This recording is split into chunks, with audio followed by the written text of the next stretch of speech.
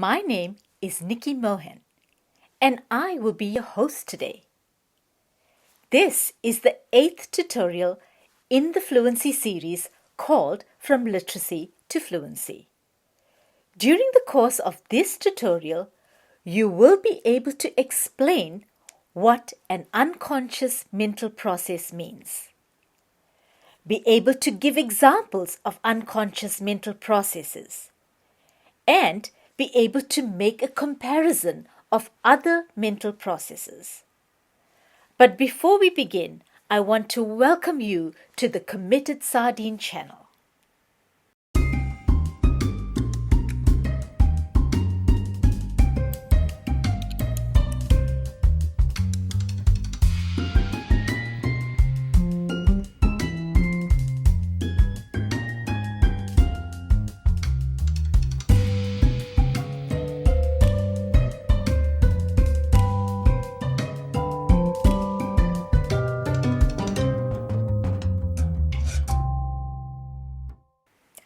In the previous tutorials, we talked a lot about unconscious mental processes.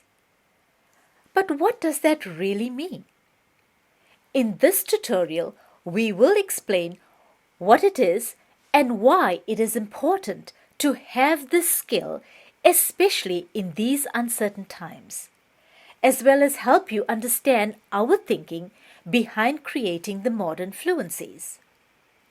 I want you to pause this video and just mentally, or on paper, or digitally, note down what your thinking is of the concept unconscious mental process.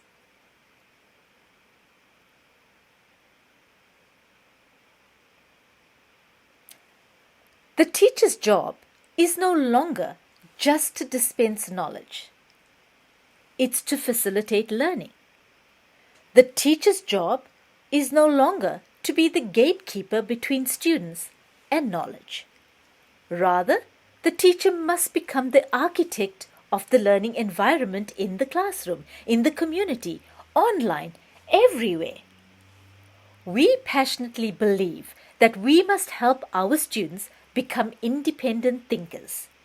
By teaching them a structured mental process they can use again and again.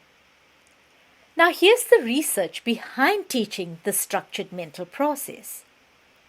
This is a book called The Overflowing Brain, written by Torkel Klingberg, a professor of cognitive neuroscience at the Karolinska Institute in Stockholm, Sweden. His research demonstrates categorically that if, by the time kids are in their mid-teens, you can teach them a structured mental process for solving problems, that measurably, general intellectual function goes up by more than 15% and stays up for life, regardless of age, sex, culture, experience, or socioeconomics. Based on Klingberg's research, we develop a structured mental process for each of the fluencies, which are the essential modern skills that all students must be equipped with to not only survive but thrive in the real world. So we develop the 9Ds process to teach students problem solving. To teach them information literacy skills, we develop the 9As process. To teach collaboration, we have the 9Es. The 9Ps for teaching communication fluency, and the 9Is for teaching creativity fluency.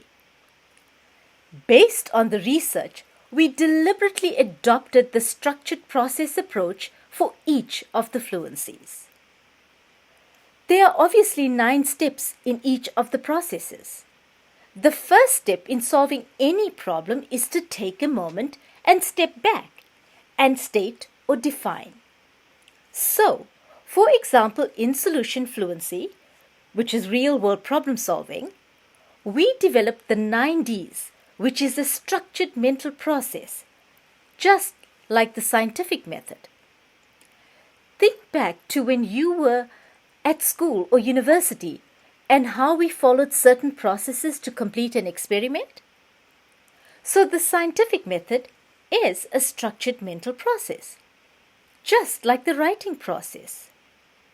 Think about teaching your students to write a story, poem, essay, etc.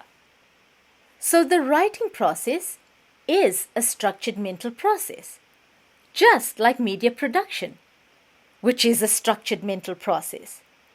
And just like architectural design is a structured mental process.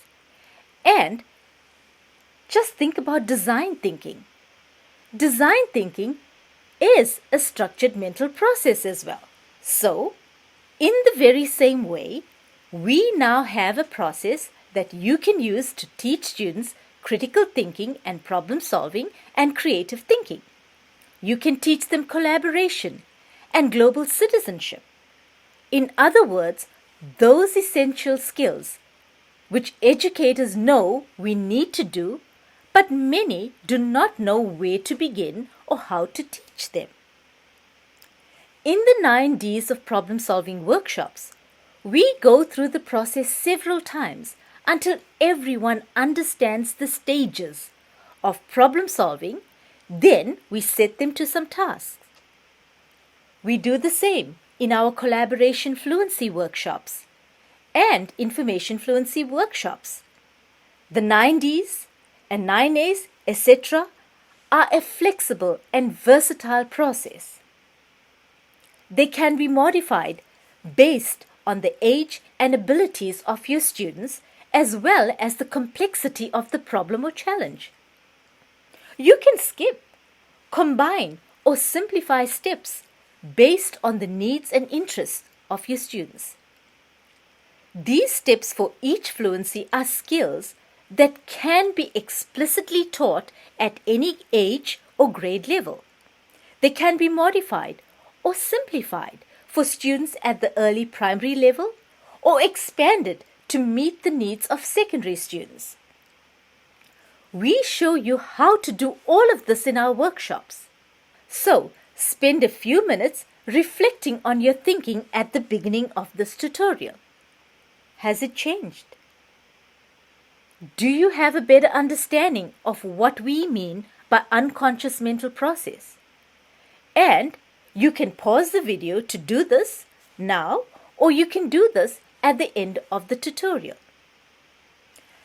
Thank you for joining me for the 8th tutorial in the series. In the next one, we take a close look at global citizenship. If you enjoyed the session, give it a thumbs up and please leave a comment below. And I would love to know a little bit about yourself. Please remember to hit the subscribe button and the bell icon so that you are notified when we upload new videos. See you soon and thanks for watching.